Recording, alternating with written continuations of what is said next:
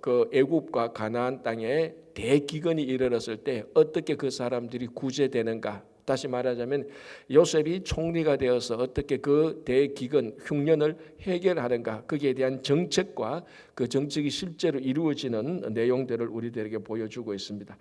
자, 하나님께서 요셉을 총리로 세워서 어떻게 기근을 해결하는가 한번 보겠습니다. 자, 13절, 기근이 더욱 심하여 사방에 먹을 것이 없고. 자, 이제 이게 한 3년째 정도 되죠. 흉년 한 3년째 정도 되는데 기근이 더욱 심했다. 이제 진짜는, 이 말은 이제 진짜 먹을 것이 없어졌다. 그때는 야, 우리 이렇게 해서 되겠냐, 양식이 다 떨어져 가는데, 이제 이런 상황에서 있다가 이제는 진짜 양식이 다 떨어져 버린 겁니다. 이젠 진짜 뭔가 액션을 하지 않으면은 당장 오늘 점심 먹을 거 없고 저녁 먹을 거 없는 이제 그런 상황까지 가는 거죠.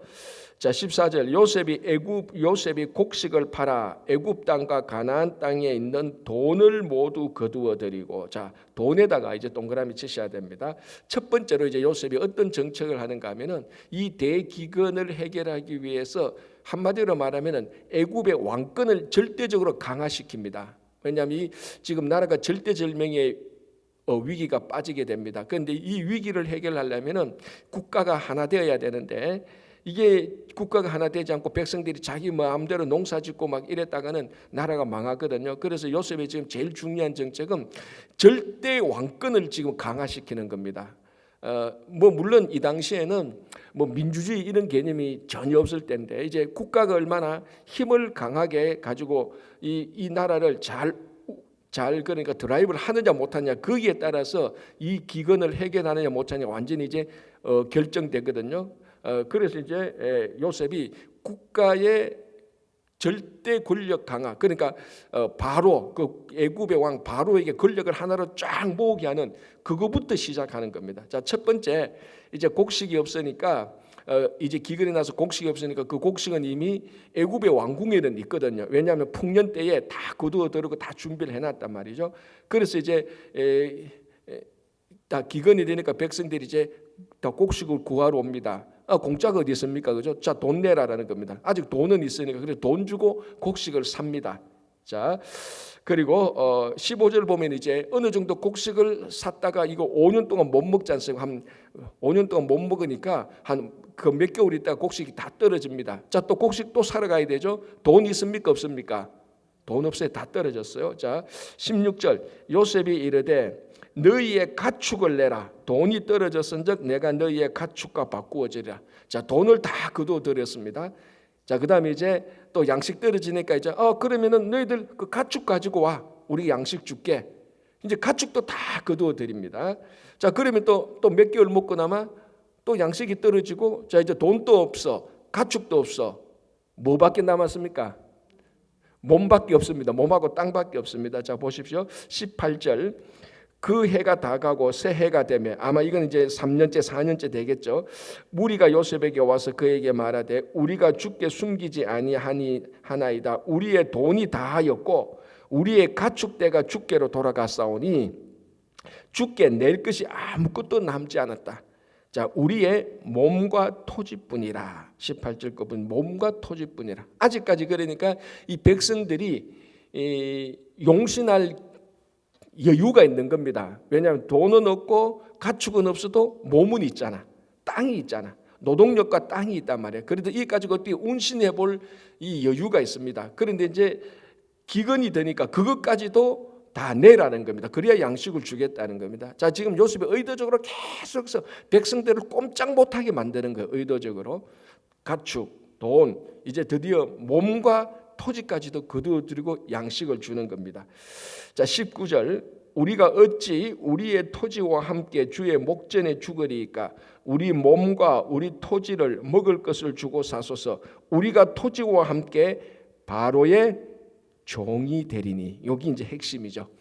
요셉이 모든 백성들을 백성으로 놔두지 않습니다. 지금 왜냐하면 대기근이고 국가적인 지금 재난이고 국가적인 비상사태인데, 우리말로 하면 민주주의 하자고 막 여기에서 이 소리하고 저기에서 저 소리하면은 이 국가 재난 사태를 해결하지 못합니다. 싹 다 정리합니다. 그래서 종으로 만들어 놔버렸습니다. 그러니까 왕의 말을 안 들으면은 안 들을 수 없도록 만들어 놓습니다. 절대 권력 강하죠. 자, 다시 중간에 바로의 종이 되리니 우리에게 종자를 주시면, 이것도 중요하죠. 자, 이제 우리는 이제 몸과 토지 다 뺏겼다. 당신의 종이다. 이제 살 길은 당신에게 이 기근을 벗어날도록 종자라도 주시면 이것 가지고 농사 짓겠습니다. 라는 거죠. 이제 여기에 키 포인트가 있는 거죠. 왜냐하면 이제 이 기근을 벗어나려면 국가가 일관성 있는 정책을 쫙 시행해야 그 위기를 벗어나는데, 백성들이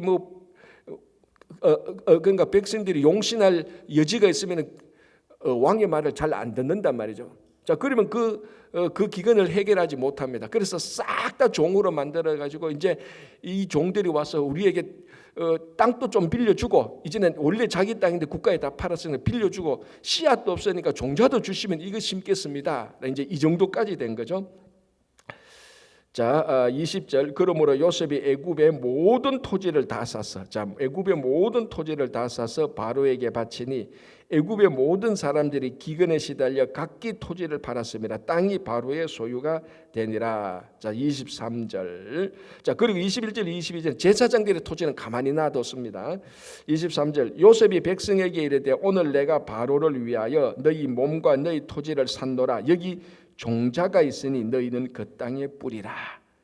자, 이제 다 정리하고 국가가 일관적으로 정책을 시행합니다. 이 땅에는 이 종자 심고, 저 땅에는 저 종자 심고, 북쪽에는 이거 심고, 중간에 이거 심고, 남쪽에는 이거 심어. 그래야 여기에서 나는 이 열매를 가지고, 이 양식을 가지고 우리가 위기를 벗어날 수 있어. 국가가 일관적으로 정책을 딱 시행해서 나중에 이제 그 흉년을 대기근을 벗어나게 하는 겁니다. 자, 이게 그러니까 지금 이 정책을 지금 신의 지혜가 아니면 이걸 못 하는 거죠. 누가 이 기근을 대기근을 다 극복할 수 있느냐? 하나님께서 요셉에게 지혜를 주셔 권력을 완전히 절대 권력을 만들어 놓고 백성들한테 말들어 놓게 해놓고 백성들을 살리기 위해서 정책을 시행합니다. 이게 그러니까 왕권이 강화되지 않으면은, 그리고 백성들이 순종하지 않도록 그 시스템이 돌아가지 않으면은 이 위기를 벗어날 수 없는 겁니다. 지금 그렇게 만들어 놓습니다. 그래 놓고 자, 종자가 여기 있다. 너는 요거 가지고 요거 심어. 너는 3월 달에 요거 심고 요 땅에 5월 달에 너는 요거 가지고 요거 심어. 이제는 말을 들을 수밖에 없죠. 왜? 전부 다 종이 되었으니까. 그 전에 자기 가족의 한 가족에 땅 있고 돈 있고 양식 있고 가축이 있는데 국가가 와가지고 아무리 이 당시를 할 때 너는 이 땅에 3월 달에 이거 뿌려 그러면 말 듣겠습니까? 말 제대로 안 듣죠. 말 듣도록 싹 만들어 놓은 겁니다. 자, 24절. 추수의 5분의 1을 바로에게 상납하라는 겁니다. 이거 어마어마한 거죠. 11조만 해도 어마어마한 건데 이 11조가 아니고 5일조입니다. 소득의 그러니까 10분의 1이 아니고 5분의 1을 내라는 겁니다. 이거 평소에 이런 말 하면은 이 말 듣겠습니까?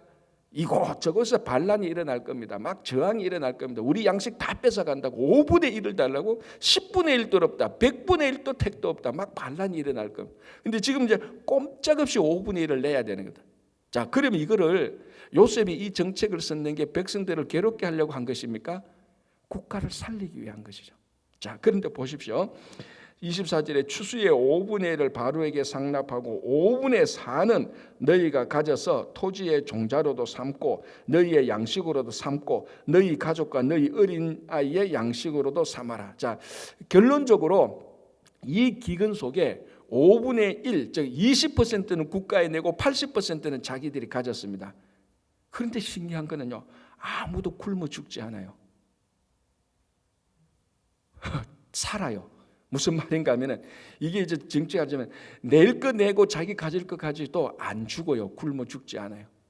그러니까 이 경제 정책 자체가 사람들이 늘 자기가 어느 정도의 다른 사람을 위해서 이렇게 떼내어도 살도록 돌아가는 경제 시스템이라는 거예요. 자, 보십시오. 이 사람들이 20%를 냈습니다. 11조가 아니에요. 10%는 거 20%를 냈는데 23절 보시기 바랍니다. 25절 보시기 바랍니다. 그들이 이르되, 이 사람들은 누굽니까? 백성들인데 더 정확히 말하면 소득의 20%를 낸 사람들. 이 사람들이 와서 주께서, 이 주는 누굽니까? 요셉이죠. 요셉을 뭐라고 부릅니까? 주님이라고 불러요. 이게 말이 됩니까? 자, 그럼 이거 억지로 불렀습니까? 자발적으로 불렀습니까? 자, 그다음에 한번 보십시오. 그들이 이르되 요셉이 애굽 사람도 아니지 않습니까? 히브리 종으로 온 사람들 아닙니까? 이거 백성들이 모르겠습니까? 그 관원들이 다 아는데, 자, 그 사람에게 주라고 부릅니다. 이거는 신적인 존재를 말하는 겁니다. 주께서 우리를 살리셨사오니, 살렸다고 말해요. 자기들이 소득의 20%를 가져갔는데도, 양식 이런 거 다 가져갔는데도 자기들을 살렸다라고 스스로 고백하는 겁니다. 그러니까 이게 그 당시의 대기근이 얼마나 심했는가를 알 수 있죠. 자기들이 봐도, 백성들이 자기들을 봐도, 와, 이렇게 하지 않았다면 우리는 다 죽었겠다. 우리의 소득의 20%를 내도 이거 하나도 아깝지 않다는 거예요. 우리가 이렇게 내었기 때문에 우리가 살았다라고 고백을 하는 겁니다. 주께서 우리를 살리셨사오니 우리가 주께 은혜를 입고 20% 내라 그러고 양식하고 20% 내라 그러고 가축, 돈, 땅, 노동력까지 다 가져갔는데 오늘날 우리식으로 하자면 뭡니까? 착취 중에 착취죠. 이런 착취도 없어. 독재도 이런 악의 독재는 없습니다. 오늘날 시대로. 자, 오늘날 만약에 미국이 여러분들한테 세금 20% 다 내라. 자, 현재 내는 거 말고 추가적으로 더 내라. 그거 가만히 두겠으면, 그리고 어떤 시스템을 돌려서 집 다 가져가고 땅 다 가져가고 하면은 독재도 이런 독재가 없죠. 자, 그런데 뭐라고 말합니까? 우리가 주께 은혜를 입었다라고 말합니다. 자, 이 사람들은 뭐 IQ가 다 한 자리입니까? 두 자리입니까? 다 자기들이 다 보고 경험하지 않습니까? 야, 이렇게 하고 나니까 처음에는 좀 이상했다. 이 양식을 받는 건 좋은데 돈도 가져가고 가축도 가져가고 우리 땅도 다 뺏어가고 소득의 20%를 내라니, 세상에 이런. 그런데 종이 되었으니까, 노예가 되었으니까 어쩔 수 없이 할 수밖에 없었어요. 그런데 어쩔 수 없이 했는데 하고 보니까 야, 우리가 다 살아한 거야. 다 살았던 거야. 이게 정말 저 사람이 우리의 주님이고 우리를 살렸고 우리에게 은혜를 베풀었다고 자기들이 자발적으로 고백하는 겁니다. 자, 그리고 마지막에 뭐라고 말합니까? 바로의 종이 되겠나이다. 스스로 종이 되는 거예요. 여러분, 이게 사도 바울을 보십시오. 바울이 하나님, 예수, 그 부활하신 예수 그리스도를 만나서 진짜로 뭡니까? 구원을 얻었습니다. 영원한 생명이 뭔지를 알고, 이 율법으로 구원 얻는 게 아니고 예수 그리스도를 믿음으로 구원 얻는 거 알고 하나님의 은혜를 받았습니다. 그죠? 진짜 하나님의 은혜를 받은 사람은요, 자발적으로 은혜 준 사람에게 종이 되는 거예요. 자발적인 종이에요. 여러분, 여기서 말하는 자발적인 종이라는 것은 그 주인이 나를 학대하고 나를 착취하고 나를 파괴시키는 그런 주인에게 아무도 자발적으로 종이 안 돼요. 이 주인은 나를 살리고 이 주인이 앞으로도 내게 은혜를 베풀 것이라는 확신이 있을 때만 우리들이 사람은 그 사람에게 자발적으로 종이 되는 거예요. 그게 그러니까 종의 정체성은 주인에게 달렸습니다. 이 주인이 영원한 하나님이고 이 주인이 영원한 우리에게 생명이 된다고 확신할 때 스스로 그에게 종이 되어서 영원한 생명을 얻는 겁니다. 억지로 종이 되는 거 아니에요. 그래서 이 요셉이 이 국가를 살리기 위해서 처음으로 옆에서 보면 완전 독재 중에 독재고 착취 중에 착취라고 보이는데, 그 속을 뜯어보니까 그 국가 재난 가운데서 이렇게 해서 그 사람들을 다 먹여 살리는 겁니다. 그러니까 자기들도 경험하니까 와, 이거야말로 신적인 존재가 한 거다. 그래서 그 사람을 주라고 부르고, 우리가 당신이 우리를 살렸다, 당신이 우리에게 은혜를 주셨다, 우리는 자발적으로 당신의 종이 되고 싶다라고 그렇게 고백을 하는 거예요. 자, 그래서 이제 26절에 요셉이 애굽 토지법을 세우니 그 5분의 1이 바로에게 상납되나 제사장의 토지는 바로의 소유가 되지 아니하여 오늘날까지 이르리라. 그래서 이 대흉년 7년의 국가 일대 재난의 위기가 극복되는 겁니다.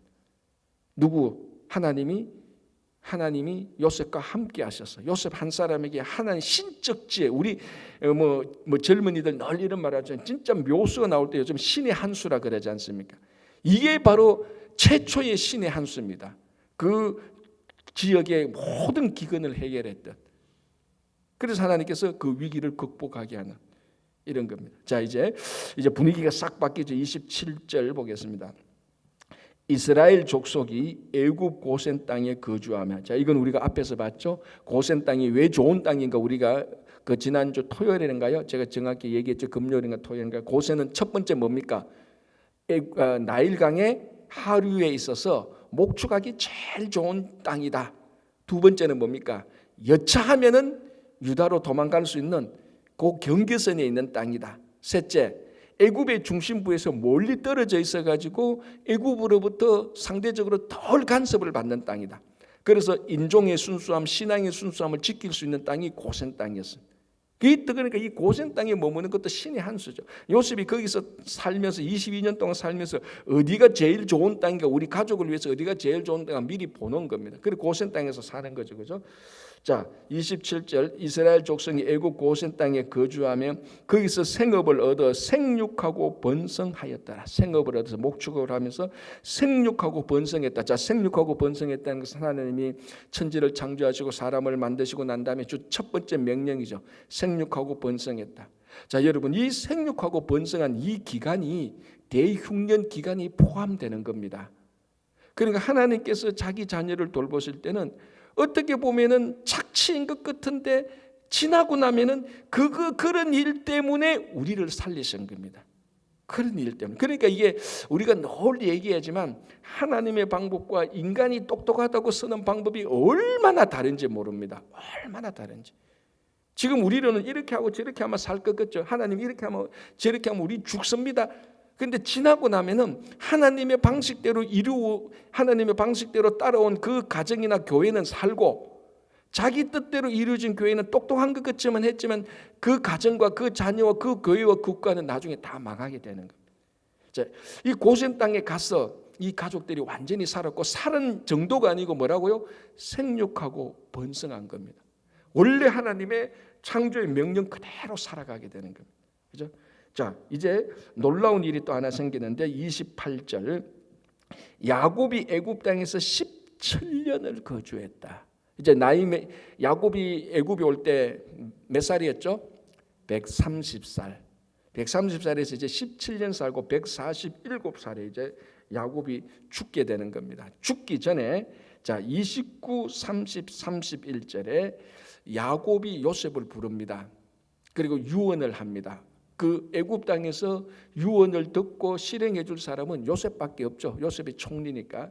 자, 29절 보겠습니다. 다시 28절 야곱이 애굽 땅에서 17년을 거주했으니 그의 나이가 147세라. 29절 이스라엘이 죽을 날이 가까우며 그의 아들 요셉을 불러 그에게 이르되 이제 내가 너에게 은혜를 입었거든 청하노니 너의 손을 내 허벅지 아래 환도뼈 있는 이쪽에 넣고 인애와 성실함으로 내게 행하여 애굽에 나를 장사하지 아니하도록 해라. 자, 이스라엘 백성들이 이때에 목숨을 걸고 맹세를 하게 하는 방법이 남자의 환도뼈 아래 손을 넣고 맹세하게 하는 겁니다. 이거는 그러니까 다른 약속은 어겨도 모르겠지만은 이 환도뼈 안에 넣고 맹세한 것은 자기 목숨을 걸고 지켜야 되는 거예요. 가장 중요한 약속을 행할 때에 이 당시 남성이 다른 사람의 손을 자기 환도뼈 안에 넣고 맹세하게 하는 겁니다. 그리고 이거는 인생에 한 몇 번 안 하는 겁니다. 한 두세 번, 한두 번 정도. 어떤 사람은 이걸 안 하는 게 있는데 왜냐하면 목숨을 걸고 지켜야 되니까 진짜 무겁고 중요한 약속을 하는 거죠. 자, 이제 야곱이 이걸 한번 씁니다. 요셉을 불러서. 그런데 그게 뭔가 하면은 굉장히 간단한 거예요. 뭡니까? 내가 죽으면은 나를 애굽에 장사하지 말라는 것. 아니 이걸 굳이 한도뼈에 넣고 맹세할 내용인가? 그냥 불러가지고 야 요셉아 내 죽거든 내 뼈를 여기 묻지 말고 저기 가나안 땅에 묻어줘. 그래도 뭐 그 요셉이 예 알겠습니다 아버님 마음 편안히 먼저 하나님 나라 가 계십시오 저도 가겠습니다 이렇게 할 수 있는 상황인데 그걸 야곱이 요셉의 목숨을 걸어놓고 지키는 겁니다. 그럼 이건 뭡니까? 반드시 나를 애굽에 장사하지 말고 가나안에 장사하라는 겁니다. 자, 우리가 제일 처음에 아브라함이 막벨라 굴에 이제 막벨라 굴을 은 400세겔을 주고 해쪽 속으로부터 땅을 삽니다. 그죠? 땅을 사서 거기가 이제 사라도 장사하고 자기도 장사되고 나중에 이삭도 거기 묻히게 되는 겁니다. 야곱이 여기 묻히고 싶은 거예요. 아버지, 할아버지, 할머니, 아브라함, 사라, 자기 엄마, 자기 아버지 엄마 있었던데 자기가 거기 묻히고 싶은 겁니다. 자, 그러면 제가 그때 말씀드렸는데 아브라함이 막벨라굴, 가나안 땅 막벨라굴에 땅을 사서 그때 해족속이 안 사도 된다 그랬지 않습니까? 당신은 우리에게 은혜를 너무 많이 베풀어서 우리가 그냥 땅 거저 주겠다고 말했는데 아브라함은 일부러 꼭 돈을 주고 사서 우리말로 하면은 등기등본을 하는 겁니다. 이거 우리 땅이라고 딱 못 박는 거죠. 그때 제가 했던 말이 있습니다. 그 당시에 자기가 어디에 묻히는 그 땅이 자기의 영원한 고향이라고 상징하는 것이라 그랬습니다. 지금 야곱도 똑같은 거야. 자, 야곱이 130살에 와서 17년간 애굽에 살아보니까 애굽이 너무너무 좋은 거예요. 고센 땅이 좋은 거 아닙니까? 너무너무 좋은 데 살면서 야곱이 무슨 생각을 합니까? 아차, 우리 자녀들이 여기서 영원토록 살겠구나. 잘못하면 너무 좋으니까. 여러분, 이 당시에 가나안하고 애굽하고 비교해 보십시오. 이건 비교할 수 없습니다. 가나안은 진짜 초가상간이고요, 애굽은 펜트하우스예요. 누구든지 초가상간에 살다가 펜트하우스 살면요, 우리 자손 대대로 여기서 살자고 싶은 마음이 생길 거라고. 야곱이 그걸 알았습니다. 그래서 그 앞에 야곱이 17년을 애굽에 딱 살아보니까 와, 이 세상 너무 좋다. 그러면서 뭘 느낍니까? 우리 자녀들이 계속해서 여기서 영원토록 살게 되는 위험의 함정에 빠지겠구나라는 것을 알았습니다. 우리가 비록 여기 살지만, 여기서 하나님의 섭리에 의하여서 번성하고 살지만 우리의 영원한 고향은 어디라고? 가나안 땅이에요. 하나님께서 아브라함과 이삭과 야곱 주신 가나안 땅, 가나안 땅에서 자기들은 영원토록, 이 땅에서는 영원토록 사는 거예요. 물론 하늘나라가 우리 영원한 거 있지만, 야곱이 그걸 요셉을 불러서 너 내 주거든 나를 여기서 묻지 말고 내 뼈와 모든 것을 가지고 있어라. 그리고 언젠가는 하나님께서 아브라함과 이삭에게 약속했던 것은 너희들이 애굽 땅에 내려가서 나중에 다시 돌아올 것이라고 약속을 했습니다. 아브라함에게도. 그걸 야곱이 기억하고 그것을 상기시키려고 목숨을 걸고 요셉에게 맹세를 시킨 겁니다. 그래야 요셉이 그 자녀들의 자녀들이 뭘 잊지 않습니까? 우리는 언젠가는 가나안에 돌아가야 된다. 저기가 우리의 영원한 고향이다. 이곳이 아무리 좋고 여기서 우리가 아무리 성공하고 출세한다 할지라도 이곳은 우리가 영원히 살 곳이 아니야라는 것을 야곱이 자기가 죽으면서 마지막으로 그걸 자기 자손들에게 상기시키기 위해서 목숨을 걸겠도록 한 겁니다. 이게 보통 약속이 아니죠. 이게 진짜로 중요한 약속이죠. 왜? 요셉아 기억하라. 네 자녀들에게 기억시켜라. 우리가 이 땅에서 너가 여기서 애굽의 총리가 되었고 다 잘 살지만은 우리가 영원히 살 곳은 가나안이다라는 것을 마지막으로 결정타로 중요하게 약속을 시키는 것. 자, 그럼 오늘날 우리는 어떻습니까? 우리가 이 땅에서 아무리 출세하고 잘 먹고 잘 살면 그게 한국이든 미국이든 유럽이든 상관없어요. 우리의 영원한 고향은 하늘에 있다는 것을 잊어버리면 안 되는 겁니다. 그래서 야곱이 이걸 요셉에게 환도뼈에 넣고 명시시켰다는 겁니다. 이거는 반드시 지켜야 된다. 네가 내 재산 다 가져가도 괜찮아. 내가 몰래 가져오는 그 주식 다 가져가도 괜찮아. 그러나 이것은 네가 목숨 걸고 지켜야 돼. 나를 여기 묻지 마. 그러니까 그걸 안 묻을 동안에 계속 기억하는 겁니다. 아버지 뼈를 애굽이 아니고 저기 묻어야 돼. 우리의 고향은 여기가 아니고 저기여야 돼. 지금은 여기서 생육하고 번성하지만 우리는 다시 돌아갈 고향이 있어라는 것을 상기시키는 겁니다. 얼마나 중요한 약속. 우리 성도들에게 가장 중요한 약속은 어쩌면 이거 아닙니까? 우리가 이 땅에 살지만은 영원한 하나님 나라가 있다는 것. 여기서 출세하고 잘 먹고 편안하게 살지만, 또는 반대로 슬픔과 고통과 억울함의 삶을 살지만은 우리에게는 영원한 하나님의 나라가 있다는 그것을 기억하는 순간부터 우리는 이 땅에 영혼의 가치를 안 두는 겁니다. 그게 성도가 진짜 하늘나라에 대한 영생을 두고 우리가 살아가는 삶의 올바른 태도가 여기서 이루어지는 겁니다. 그래서 여기서 잘 먹고 잘 살고 출세해도 우리는 영원한 고향이 있으니까 이거는 나그네 삶이야 라고 교만할 필요도 없고, 좀 힘들고 어렵게 살아도 우리에게는 더 영원한 고향이 있어, 지금 이거 곧 끝나 라고 우리가 생각할 수 있는 거죠. 그래서 영원한 고향을 생각하면 교만하지도 않고 낙담하지도 않는 겁니다. 그래서 야곱이 마지막으로 17년 애굽에서 살아보니까 너무 좋다, 너무 좋은 게 함정이 될 수 있다는 것을 그것을 상기시키고 자기 뼈를 가나안 땅에 묻어달라고 그것을 마지막으로 유언하고 환도뼈에 이제 맹세를 하는 겁니다. 자, 30절 끝부분에 내가 아버지의 말씀대로 행하리이다 라고 말하고, 우리 알지만 창세기 마지막 부분에 요셉이 자기 자녀에게 똑같은 유언을 합니다. 너희들이 나중에 나갈 때 내 뼈를 여기 묻지 말고 내 유고를 가지고 나가라라고. 그리고 이 유고를 가나안 애굽 땅에 못 묻는 거예요. 자녀들이 그냥 자기 집에 놔두는 거예요. 놔두고 계속 기억하잖아요. 아버지 요셉이 저 뼈를 가나안 땅에 묻어달라 그랬다고. 그럼 우리 언젠가는 가나안 가겠네. 그렇지, 그게 우리의 영원한 고향이라고 계속해서 상기하도록 만드는 거죠. 자, 48장 잠시 보겠습니다.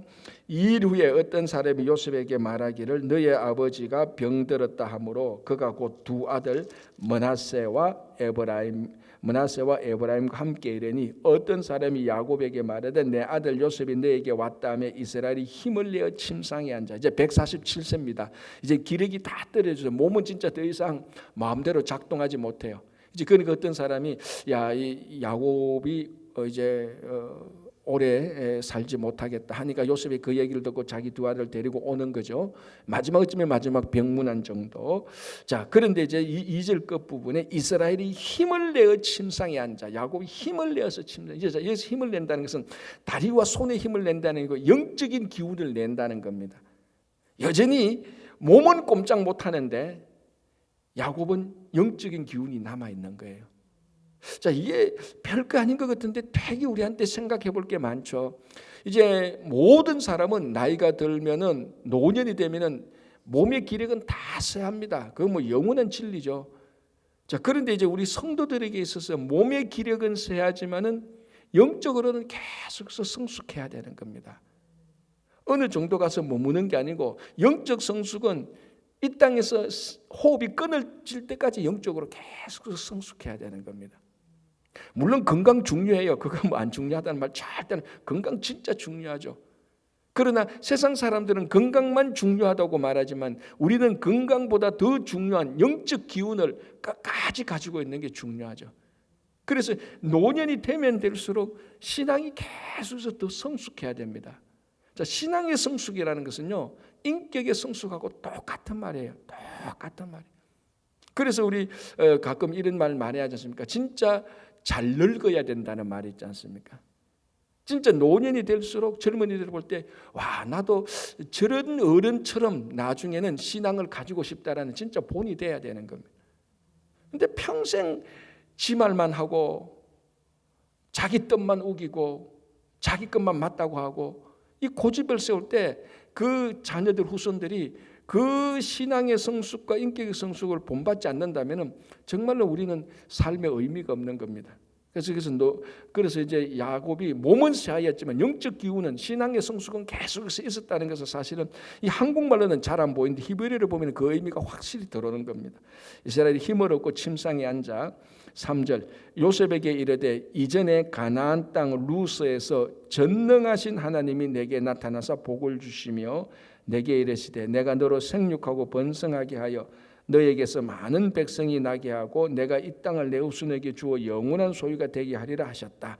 자, 야곱에게 있어서 절대로 잊지 못할 신앙의 경험이 있죠. 그게 뭐였습니까? 베델의 하나님. 야곱이 처음 말로만 듣던 하나님을 경험했던 그 땅, 원래 이름은 루스였죠.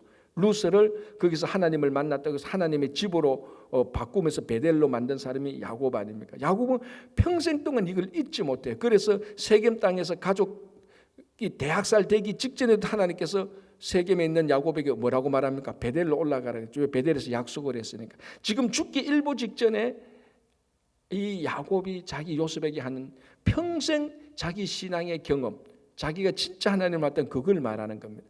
내가 여기 있죠. 요셉에게 이르되 이전에 가나안 땅 루스, 베델 아닙니까? 그죠? 루스에서 전능하신 하나님이 내게 나타났다. 자, 요셉에게 있어서 야곱에게 베델에서 야곱에게 나타난 하나님의 이름이 뭐였는가 하면은 전능하신 하나님이죠. 찾아보면은 하나님이 야곱에게 나타나서 나는 전능하신 하나님이라고 말을 합니다. 그래서 그 전능하신 하나님께서 지금까지 살고 보니까 그 약속이 야곱을 통해서 다 이루어지는 겁니다. 자, 약속이라는 것은 두 가지 조건이 충족돼야 돼. 첫 번째는 약속을 지키는 사람의 신실한 태도, 약속을 지키려고 하는 마음이 있어야 됩니다. 두 번째는 뭡니까? 약속을 실제로 지키는 능력이 있어야 돼요. 이 두 가지가 있어야 약속이 이루어지는 겁니다. 자, 예를 들어서 아버지가 자기 자녀에게 야, 너 20년 되면은 내가 이 지역에서 제일 큰 집을 사줄게 약속을 했단 말이죠. 그러면 이 약속을 아버지가 했는데 20년 동안 그 약속을 신실하게 기억하고 지키고 사줄 마음이 있어야 됩니다. 또 뭐가 있어야 돼요? 돈이 있어야 되지. 마음만 있으면 뭐합니까? 마음만 있으면 우리 자녀들에게 이 땅도 다 사주고 싶지. 그런데 돈이 없지. 다른 말로 하면 능력이 없지. 그러니까 약속을 한 사람의 신실한 태도가 있어야 되고 그걸 행할 수 있는 능력이 있어야 되는 겁니다. 그래서 우리 주변에 약속을 많이 내고 부도 내는 사람이 얼마나 많습니까? 알잖아요. 저 사람 저 약속을 했는데 마음은 알겠는데 저 약속 못 지킬 거야. 왜? 능력이 안 돼. 뻔히 알거든요. 그러면 마음만 받지 그 약속이 실제로 성취 안 되거든요. 그런데 단 한 번 또 약속을 해서 그 마음의 변함이 없고 그 약속을 못 지키실 분이 없는 분은 누굽니까? 하나님. 왜? 하나님은 전능하시니까. 그 하나님이 우리에게 약속하신 것은 하나님의 능력이 없어서도 아니고 하나님의 신실함이 없어서도 아닙니다. 하나님의 신실함과 능력으로 다 약속을 지켜줍니다. 지금 그걸 말합니다. 요셉에게 이르되 야곱이 말합니다. 그때 베델에서 만났던 하나님은 어떤 하나님이냐? 전능하신 하나님이다. 내게 약속을 하셨고 이 약속을 다 지키셨고 신실함으로 하나님의 신실함으로 약속을 지켰고 약속을 이루어 주신 분이야. 이게 왜 중요합니까? 이제 내가 네 아들에게 축복을 한다. 이 축복은 하나님의 신실하심과 하나님의 능력으로 이루어질 거야. 의심하지 말라는 겁니다. 그래서 자기 경험을 통해서 이 하나님의 이름을 전능하신 하나님이라고 말을 하는 거죠. 그리고 이제 우리가 잘 알듯이 이제 내일 보겠지만은 요셉의 두 아들 에브라임과 므낫세에게 전능하신 하나님의 이름으로 축복을 하게 되는 것입니다. 그래서 이제 내일 49장부터 이제 그 아들을 축복하고 난 다음에 50장이 이제 야곱이 죽고 요셉도 죽는 마지막 장면을 내일하고 모레 같이 보도록 하겠습니다. 그래서 여러분 하나님께서 이 전능하신 하나님이 우리 자녀뿐만 아니라 지금도 우리를 인도하고 있습니다. 지금도 하나님이 우리를 통해서 약속을 성취해 나가고 있습니다. 이걸 확실하게 믿는다면요, 낙담할 필요 없고 시험될 필요 없어요. 좌절할 필요 없다고요. 그래서 우리 이 하나님 믿고 오늘 또 살아가시는 여러분 되시고 영원한 고향 하나님 나라에 대한 사모함으로 살아가시기 바랍니다. 기도하겠습니다. 하나님 아버지 감사합니다.